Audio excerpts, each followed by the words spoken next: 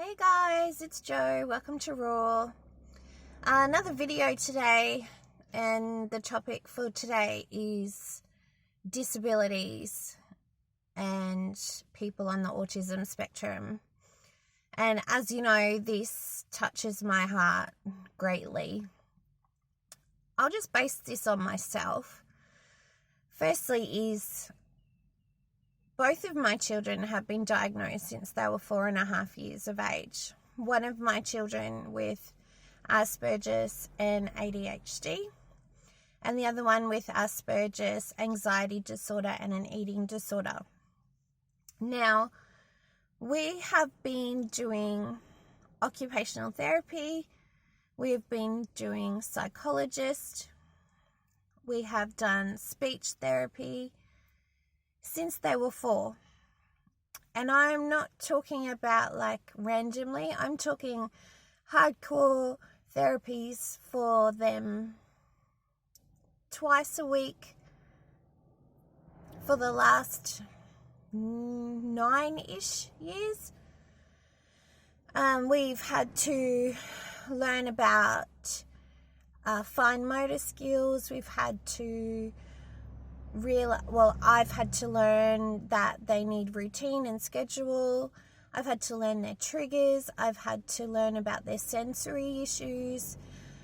And that in itself has been huge.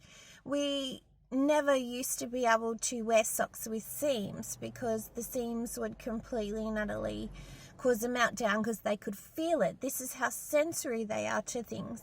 The tags or labels on clothing, the type of material in the clothing. So that's just in some things, loud noises, no noises, all of those sort of things, lights. Then on top of that, you've got eating. So certain textures, substances make them gag. Don't like certain foods touching, only like white refined foods, and that's because they're very bland and they have really no taste or sense or smell. So there's been a lot of therapy, and then unfortunately at about 9 years of age, me being the person I am, obviously didn't want to go down the road of putting them on any medication. However, at 9 years of age, unfortunately, one of my children decided that it was all too hard. They were very starting to realize how different they were to everyone else. Emotionally and socially, they're about 3 years behind their normal peers, and intellectually, they're about 2 years or 3 years ahead of their peers in that regard. So when you're talking about, say, a 10-year-old, you've got to realize that their emotional and social connection to the world is at a 7-year-old level. And being that they are very tall, extremely good-looking kids, I have to say, the amount of people that judge and say how normal they are, the label that they have been given is actually just to help them. It's to help them be able to understand themselves, to understand other people, and that have the same things going on. It's not to put them down or to make them feel like a lesser person or that they can't do or achieve anything that anyone else can do. But without early intervention, I would seriously hate to know how much harder this journey would have been. So now I'll go back. So at 9 or 10, unfortunately, yes, one of my children decided that it was time to leave this world. And these are the things that, because of the emotional regulation issues, they take everything personally. They take everything on board. They have issues with things being perfect. They have in their own mind their own set of comfort zones. And when things are outside of that comfort zone, boom, you have a meltdown. They can't deal. Now, people think that they're just being spoiled and they're just being naughty or nasty. They're not. Like, really, like, sometimes, like, and I'm talking like minuscule, they can, because they are clever, they do know how to mimic, yeah? So they do know that they can push the boundaries quite a bit. But behind all of that has been all of the therapies, all the hard work that, you know, all these people have put in to help these people to integrate into society. And that's been a really tough journey. So at 9 or 10, I think this is the third time I've tried to start this, is yes, they decided that they wanted to take their own life. Now, when you're a parent and you can see your child is hurting that badly, and I'm not talking one attempt, I'm talking 3.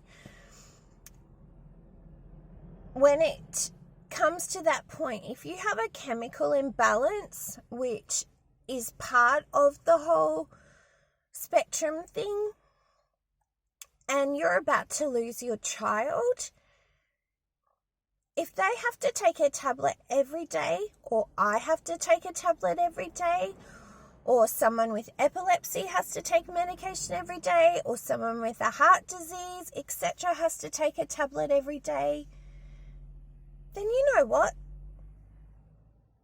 Who cares? Really? If it's not causing anyone else any issues, or they're not hurting anyone else, and they're sure as hell not hurting themselves anymore, then isn't that a win?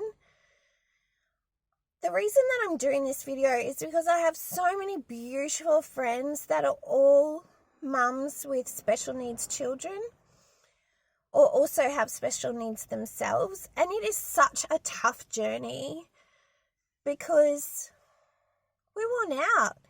We're trying to do everything, trying to have a normal life, trying to do all the normal things. And on top of that, you're doing therapies and you having to change your complete self to try and help them understand, but in turn pushing them past their limits so that they can get strong as well. So there's a lot behind what goes on for people. So I just want everyone to be mindful that next time, if you ever see someone with a child or even a teenager or even an adult that is having a hard time and looks normal, maybe stop for a minute and think, can I help this person? Do you need any assistance? Don't judge them. You don't know what they've been through. You don't know how hard they're working to keep the anxiety or the hurt to a minimum. That parent, like myself, could have been doing years of therapy with their child or teenager or adult child to get them to that level that having a meltdown once every couple of months, that's a bloody win. When you're talking about a child that used to have meltdowns over clothing, food, sensory issues, fine motor skills, gross motor skills, and you're talking about 2 or 3 meltdowns a day, and this child or person is having a meltdown once every month, like, that's a bloody win. I can't, honestly, like, I cannot tell you how much, just how much that is just amazing. So give people some benefit of the doubt and give them some credit and offer some help and love and assistance. Don't just assume that their child's just being naughty or their teenager's just being a little shit. they could be fighting some really hard battles. I know for myself, for my kids, they work amazingly hard at school to keep their shit together. So I know that when they get home, I'm their comfort zone. I'm their punching bag. They don't want to do anything else because they've worked so hard during the day to keep their shit together. So please be mindful that these beautiful people that look after these special needs people, they are burnt out. They are fucking burnt out. They are tired. They're exhausted. They fight for their children. They advocate for their children every single day. They're doing therapies with their children. They're having their children have a meltdown because they can't have been so keeping it together sensory-wise for the whole day that the bloody rice touches the broccoli and it's the end of the world, because they have worked so goddamn hard just to get through stuff that you, me, everyone else takes for granted.